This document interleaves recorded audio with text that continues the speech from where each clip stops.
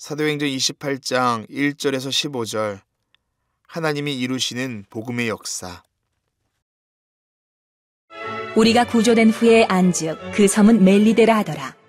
비가 오고 날이 참해 원주민들이 우리에게 특별한 동정을 하여 불을 피워 우리를 다 영접하더라. 바울이 나무 한 묶음을 거두어 불에 넣으니 뜨거움으로 말미암아 독사가 나와 그 손을 물고 있는지라. 원주민들이 이 짐승이 그 손에 매달려 있음을 보고 서로 말하되, 진실로 이 사람은 살인한 자로다. 바다에서는 구조를 받았으나 공의가 그를 살지 못하게 함이로다. 하더니 바울이 그 짐승을 불에 떨어버림에 조금도 상함이 없더라.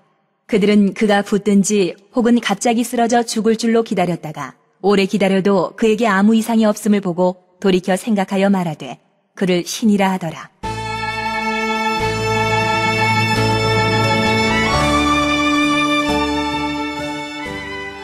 이 섬에서 가장 높은 사람 보블리오라 하는 이가 그 근처에 토지가 있는지라. 그가 우리를 영접하여 사흘이나 친절히 머물게 하더니 보블리오의 부친이 열병과 이질에 걸려 누워있거늘 바울이 들어가서 기도하고 그에게 안수하여 낫게 하매, 이러므로 섬 가운데 다른 병든 사람들이 와서 고침을 받고 후한 예로 우리를 대접하고 떠날 때에 우리 쓸 것을 배에 실었더라.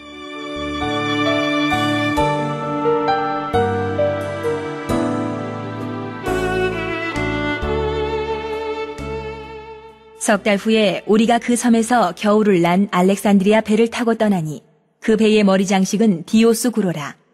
수라구사에 대고 사흘을 있다가 거기서 둘러가서 레기온에 이르러 하루를 지낸 후 남풍이 일어나므로 이튿날 보디올에 이르러 거기서 형제들을 만나 그들의 청함을 받아 이레를 함께 머무니라. 그래서 우리는 이와 같이 로마로 가니라. 그곳 형제들이 우리 소식을 듣고 아비오 광장과 트레이스 타베르네까지 맞으러 오니 바울이 그들을 보고 하나님께 감사하고 담대한 마음을 얻으니라.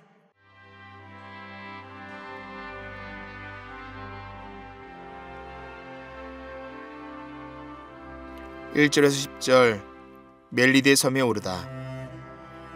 바울 일행이 풍랑에서 구원받아 오른 곳은 멜리데 섬이었습니다. 이 섬의 원주민들은 지치고 피곤한 그들을 위해 불을 피워 따뜻하게 영접했지만 한 가지 위기가 찾아왔습니다.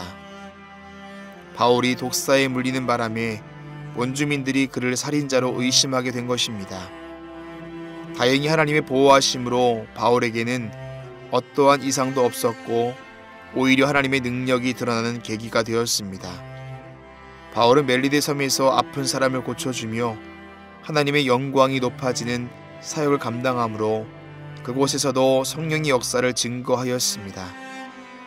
말씀을 통해 우리는 바울을 돌보시고 필요를 공급하신 하나님의 섭리를 발견하게 됩니다. 위기와 고난 속에서도 우리를 도우시고 위기와 고난을 넘어서게 하시는 하나님의 손길을 경험하는 하루가 되기를 바랍니다. 1절에서 15절 바울이 로마로 가다. 멜리데 섬에서 마지막 항해길에 오른 바울은 하나님의 인도하심을 따라 무사히 로마에 도착합니다. 본문 15절은 사람들이 바울을 맞이하러 아비오 광장과 트레이스 타베르네까지 나왔다고 말씀하는데, 아비오 광장은 전쟁에 승리한 로마 장군들을 열렬히 환영하던 넓은 광장이었습니다. 또한 트레이스 타베르네는 승리하고 돌아오는 군사들이 편히 쉴 수 있도록 숙소가 마련된 곳입니다. 이는 바울의 로마 입성이 마치 승리 행진과 같이 여겨지고 있음을 보여줍니다. 이 환영은 단순히 바울 한 사람을 향한 것을 넘어서서 바울이 보여주었던 복음의 능력과 역사들, 그리고 하나님의 말씀의 성취와 승리를 반기고 있는 것입니다. 바울은 이들을 보고 하나님께 감사를 고백하면서 믿음의 동역자들을 통해 큰 위로와 용기를 받았습니다. 하나님께서는 언제나 우리와 함께 하시며 우리 곁에 동역자를 붙여주십니다. 혼자서는 할 수 없는 일들을 하나님께서 공동체 안에서, 교회 안에서 함께 이룰 수 있도록 인도하십니다.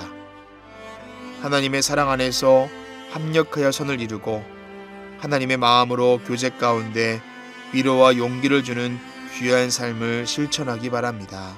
아멘. 우리의 선한 목자가 되시는 주님, 우리 가운데 함께 하셔서 우리 가운데 마주한 위기와 고난 가운데서도 하나님의 손길을 경험하게 하시고 우리를 통일하 하시는 하나님의 놀라운 일들을 발견하며 이를 증거하는 삶 살게 하여 주시옵소서. 오늘 한 날도 그런 삶을 이끄실 예수 그리스도의 이름으로 기도합니다. 아멘.